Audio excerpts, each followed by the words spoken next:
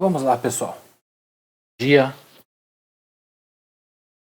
tarde, boa noite, já não sei exatamente a hora que cada um estará assistindo esse vídeo.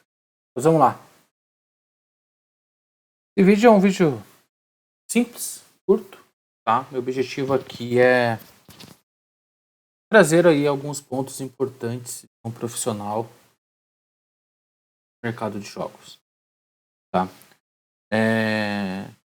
Vou tocar em alguns pontos aí que podem ser óbvios, tá? Podem parecer óbvios para a maioria das pessoas, para alguns talvez não sejam, tá? Mas são algumas coisas aí que a gente busca e que a gente espera das pessoas que querem trabalhar nesse mercado, querem entrar nesse mercado, né? Como você pode ser aí um profissional de excelência, tá? O que a gente busca.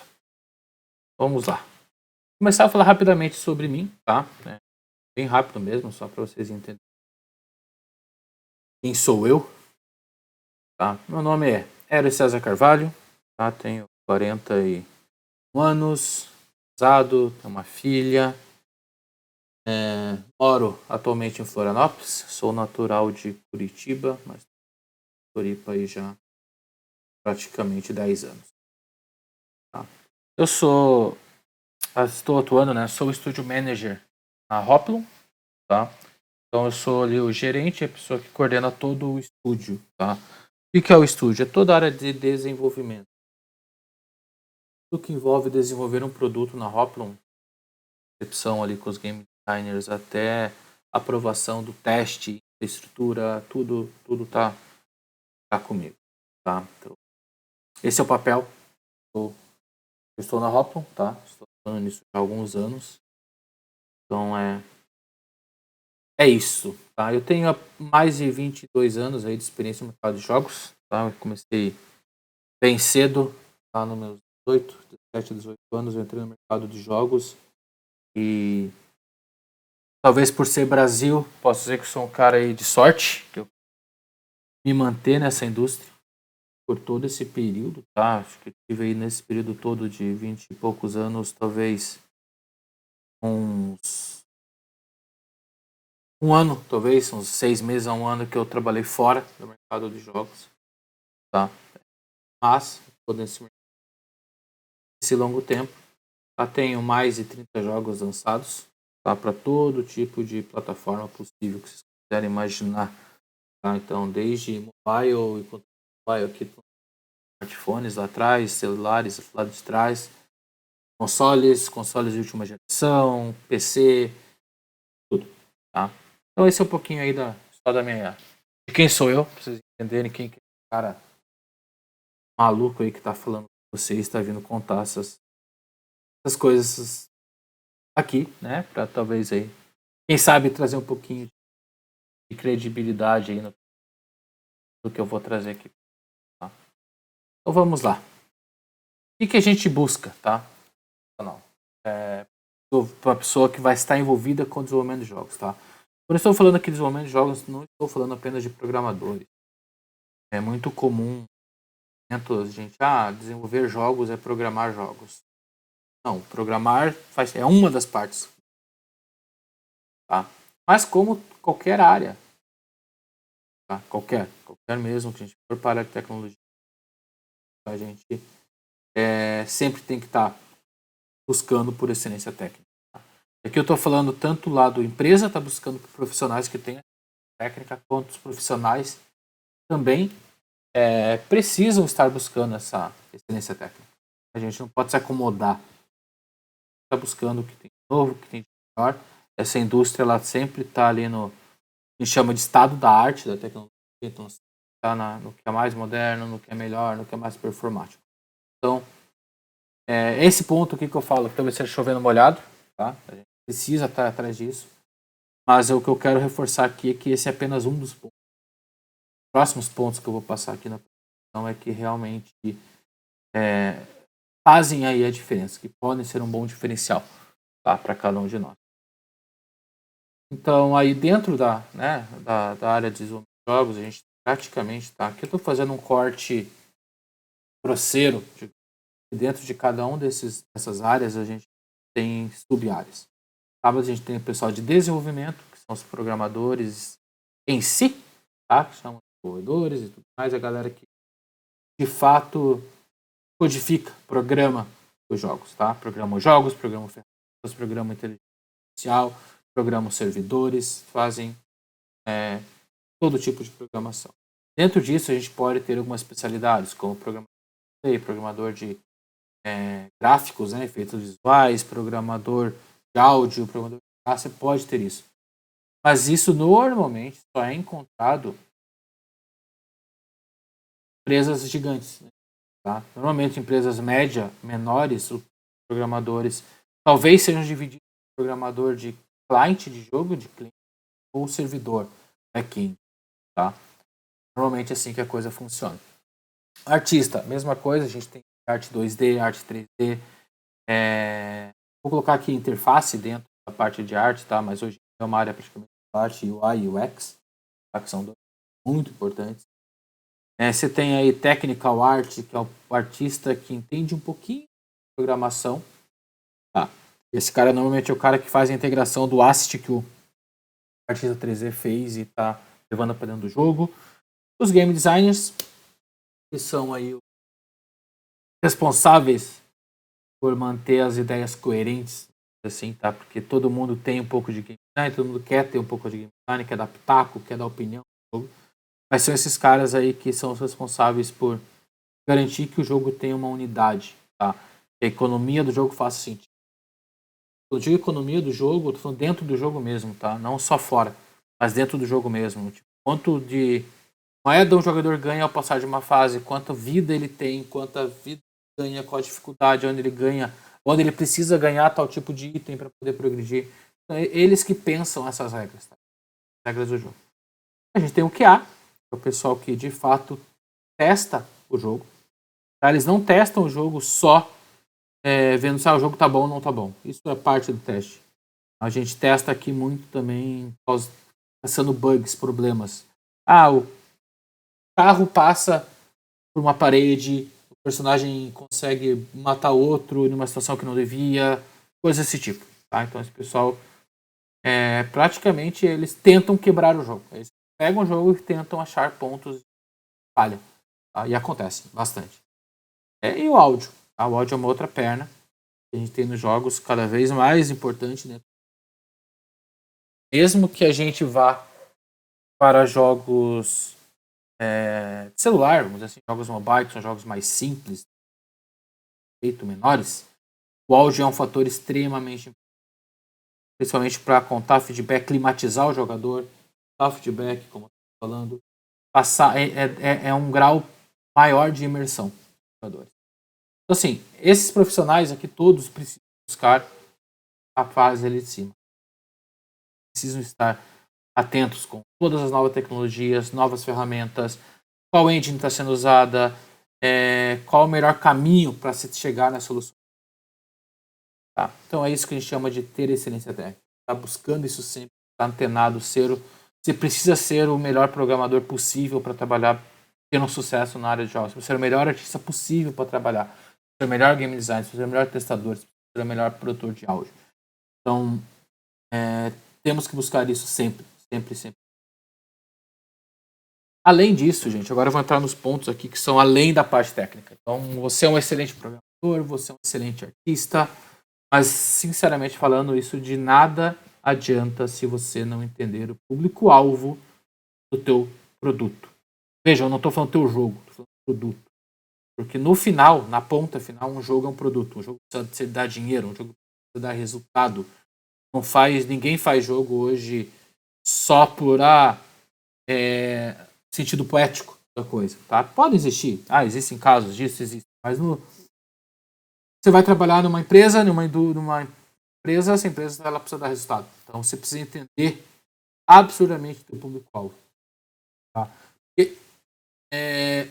Isso vai guiar a gente nas decisões que a gente vai tomar dentro. Por quê? Não faz jogos. Os jogos que a gente desenvolve não são para nós, necessariamente. E sim para nossos clientes. A gente pode ser, até acontece, de a gente desenvolver um jogo que a gente se encaixa com o público-alvo também. Beleza, é mais fácil de tomar decisões. Mas muitas vezes mesmo, talvez a grande maioria das vezes, você acaba trabalhando com jogos que não são jogos que você necessariamente é um público que faria aquilo para valer. Então a gente precisa conseguir desconectar isso dos nossos desejos, eu ter maturidade profissional suficiente para fazer o melhor para aquele público-alvo. Tá? Então isso é o norte para tomar decisão. Quando eu digo decisão, são decisões de todos os níveis. Tá? Decisão de qual é o estilo artístico que vai ser usado naquele jogo, por exemplo. Se estou fazendo um jogo para celular e o público-alvo é feminino de 35 anos ou mais, tá? Vamos lá, Candy Crush, tá? Que é um jogo que talvez todo mundo conheça, todo mundo fala, Candy Crush é um jogo simples. É simples, muito simples. Mas ele tem um resultado absurdo porque eles fizeram fizeram a seleção de casa, digamos, com excelência. Tá? Eles têm um estilo artístico que casa muito bem com o público deles, eles têm com áudio que casa muito bem com o que eles querem. É um jogo executado com excelência. Tá? Então, você tem um exemplo simples. Você pensa que jogos da Nintendo. Você bate o olho muitas vezes e fala, cara, esse jogo é da Nintendo. Você sabe, porque eles têm o estilo deles, eles têm um público-alvo que eles querem atingir. Assim como você pode pegar um Last of Us. Porra, o estilo artístico dele é pensado para o público-alvo. Sabe? Então, assim, e o que eu tô falando aqui, estilo artístico é um dos pontos, tá? Eu não vou, obviamente, passar por todos aqui, mas eu vou citar aqui alguns pontos onde o público-alvo influencia, e muito. Tá? Então, o que eu quero deixar aqui é um recado que vocês precisam entender muito bem o público-alvo que vocês estão querendo atingir. Os gostos, os desejos, o que cativa, o que pega essa pessoa, o que frustra, o que ativa, deixa a pessoa excitada, animada de estar jogando o teu jogo. Tá? Isso também vai definir muito da usabilidade do teu jogo. Se teu jogo, como eu falei, se teu jogo é para um jogo para uma mulher, 35 anos mais, ou uma pessoa mais adulta, jogo casual, hiper casual, você não pode pensar numa mecânica de jogo que você precisa ter um tutorial complexo, por exemplo. Você tem que ter uma mecânica simples, que o cara bata o olho e saiba o que fazer. Agora, se você está fazendo um jogo mais complexo, um jogo para um público mais exige umas regras mais complexas, pegue aí qualquer MOBA, LOL, Dota.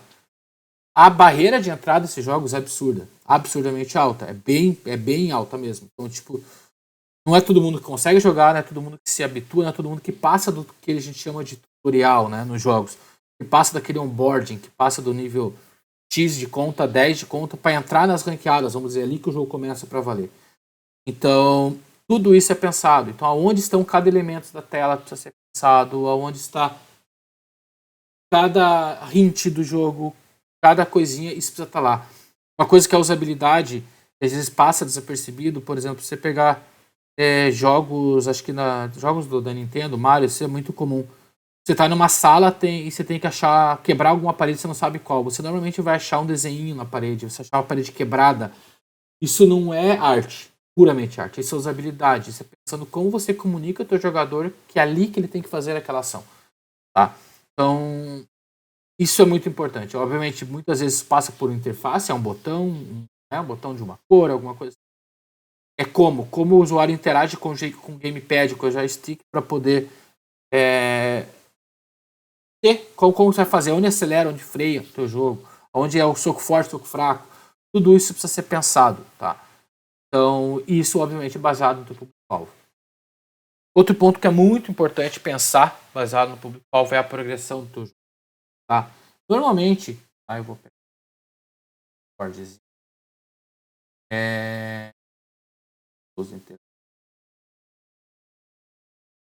poder desenhar ela aqui rapidamente.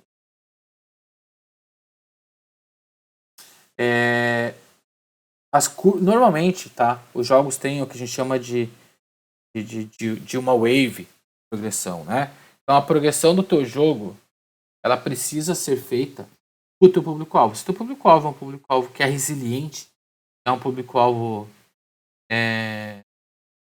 que aceita perder bastante, que aceita se frustrar no jogo, entre aspas, ele está buscando uma frustração no jogo, muita frustração para depois ter sucesso, a tua progressão tem que levar isso em conta. Se o teu público-alvo é um público que quer passar tempo, ele quer quer jogar e ter prazer, ele quer receber rewards, recompensas. Tem que fazer isso de uma maneira pensada. Então, o teu jogo ele é balanceado, a progressão é feita para o teu público-alvo. Tá? Então, gente, público-alvo é muito, muito importante. Outro ponto que vai influenciar no teu público-alvo influencia é na economia do jogo. Então, quando eu estou falando aqui economia, é toda a economia, tá? Dentro do jogo e fora do jogo. O que eu quero dizer com fora do jogo? Compras. Se você tem um jogo que é free to play e teu público-alvo é masculino, vamos dizer assim, você precisa pensar como você vai desenhar essa economia. Quais valores esse pessoal paga dentro do jogo, como que você vai criar gatilhos para causar dependência dele comprar alguma coisa, ou não dependência, dependência pode ser uma palavra às vezes forte, mas como você vai criar gatilho que incentive ele a comprar, tá? Porque normalmente jogos free to play, você consegue progredir sem pagar, só que a tua progressão é muito mais lenta, muito mais demorada, né? Mais sofrida, digamos assim. Você quer ter atalhos, você não paga esses atalhos. Então, e até dentro do próprio jogo, você pega um The Sims da vida, cara, você pode ir lá, ou do SimCity, né? Você tem o dinheiro, você tem nível de dificuldade baseado em dinheiro, quanto você recebe de receita, quanto você gasta, isso é uma economia. Isso precisa ser desenhado, isso precisa ser desenhado para o teu público-alvo. Tá? Muda muito esse balance baseado no teu público-alvo. Tem público-alvo que é mais tolerante ou menos tolerante a algumas coisas, isso tem que ter em mente. E é isso. Tá? Outro ponto, muito, muito. Tá? Então, praticamente todos os pontos aqui têm o mesmo peso, tá? Quer dizer, tudo no jogo tem que ter. Você não pode ir lá no jogo colocar algum elemento no teu jogo, qualquer que seja, tá, gente? Um level, uma caixa, alguma coisa tá lá, tem um motivo, tá? Tem um motivo. Em alguns casos o motivo pode ser, o motivo é decoração. Beleza. Mas você tem que até avaliar se essa decoração é válida, porque às vezes você coloca alguns elementos para decorar e isso acaba pesando muito na renderização do jogo, vai tornar aquilo mais lento porque você quer colocar um elemento complexo em algum lugar. Então tudo precisa ter um porquê, tá? Então a gente tem uma regra que é muito forte, tá? Que nada deve entrar no jogo sem ter um motivo. Você não coloca um level, não coloca um boss sem ter um motivo. Tudo isso normalmente vem atrelado à progressão, vem atrelado à economia, vem atrelado a incentivos de faturamento ou puramente na wave de dificuldade, tá? A gente usa muito nos jogos. A gente usa normalmente nos jogos que a gente chama de wave, que é uma wave padrão aí de cinema também, tal, que você começa calmo, você vai acelerando a dificuldade até um ponto onde ele atinge uma curva máxima, né? E ali, normalmente, se você pegar aí, historicamente jogos como Sonic, Mario, alguma coisa, qualquer jogos desse plataforma, ou você pode traduzir isso nesse sentido figurativo para qualquer outro jogo. Você passa por alguns níveis, nível 1, nível 2, nível 3 tem um boss. Então o nível 1 é bem fácil, o nível 2 é mais difícil, 3 é mais difícil, aí você tem um boss. Então você tem a curva, você passa esse boss, você vai ter um momento de calmaria de novo. Só que você nunca volta no teu nível anterior, você volta um pouquinho em cima. Então isso vai causar uma wave, tá? Que é uma onda, né? Só que ela é uma onda inclinada. Tá? Normalmente os jogos trabalham assim. Se você pensar cinema, muitas vezes assim, a base de filme. Você calma, ele vai a um ápice, a um pico no meio do filme, acalma de novo para ter o fechamento no fim. Tá? Então, tudo tem que ter um porquê.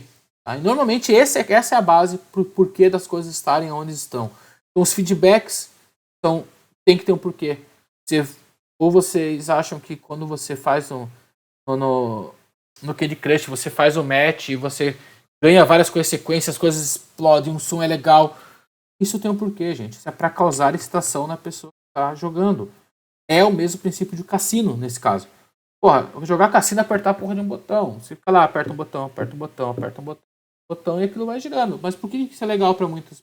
Aquilo causa prazer quando você ganha, quando você acerta. Então, os feedbacks precisam estar pensados para isso. Eles têm que estar lá contando uma história. Vamos pegar aí o Street Fighter, o Hadouken do Ryu ou do Ken. Ele tem todo um warm-up, certo? O personagem puxa a animação para daí soltar magia. Por que ele não é mais rápido? Porque aquele é o tempo que foi encontrado e conta melhor a história. para dar tempo de defesa para o adversário. Então, quando você está armando, o adversário já está tempo de se defender, ele tem uma janela de tempo para defesa. Tudo isso está lá, isso que eu falo, tudo isso está lá por um motivo. Sabe? A gente precisa entender isso, a gente precisa olhar para um jogo e quebrar ele, tirar o lado poético de tipo, uma animaçãozinha bonitinha, para olhar e entender por que cada uma das coisas estarem lá. Sabe? Sempre tem alguma coisa por trás. Balanceamento do jogo, mesma coisa. Foi essa wave que eu comentei. Então, não todos os jogos são com wave? Não, nem todos. Mas a maioria sim. Tá? A grande maioria usa isso, maior ou menor grau. Se você pegar os RPGs ou MMORPGs, você tem isso dentro de raids, dentro de mecânicas de dificuldade e lutas. Tem, sempre acaba tendo isso. Que é a progressão até um ponto, mata o principal. Tem um momento onde você precisa, se você se sente reconhecido que você usou foi ótimo no uso daquilo que fez no jogo, e aí você pode ter um momento de calmaria de novo. As mecânicas de jogo, todas as mecânicas.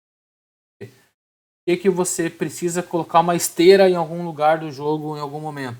Tem que ter um porquê. Senão, só está enchendo de linguiça. Você precisa ter um porquê. Tá? IA. Tá? Hoje em dia, IA é uma coisa assim... Beleza, a gente tem inteligência dos inimigos do jogo, que é a primeira que vem na cabeça. Mas aqui dá para ir muito além. Tá?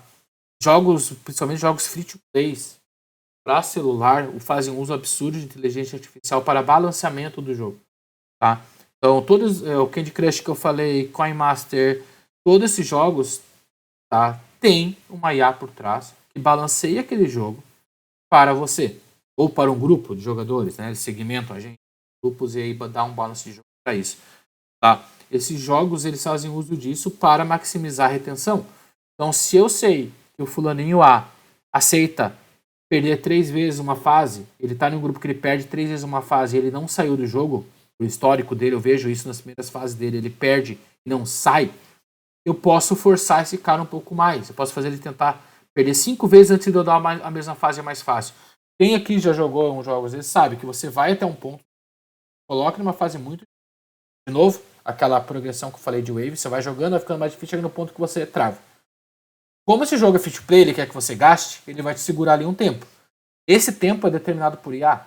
Tá? Baseado no teu perfil, na tua idade, no teu comportamento, nos teus gostos, no que ele tem de histórico teu, de que ele puder pegar, ele vai determinar o quanto forçado ele vai ser.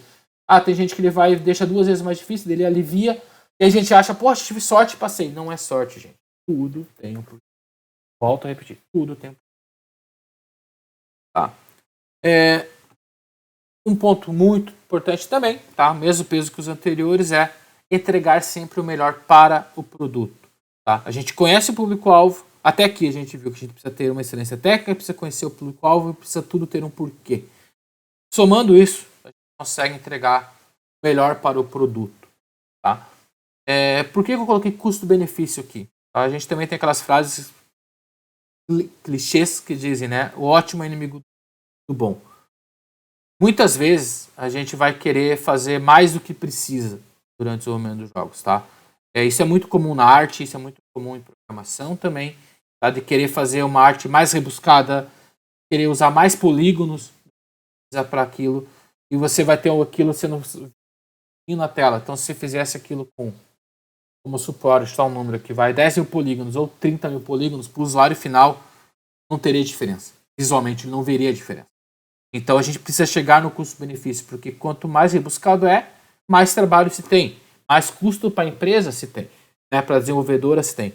Então a gente precisa entender o público-alvo para definir esse estilo artístico e aí tudo é feito dentro desse custo-benefício. Então a gente precisa chegar nesse equilíbrio, tá?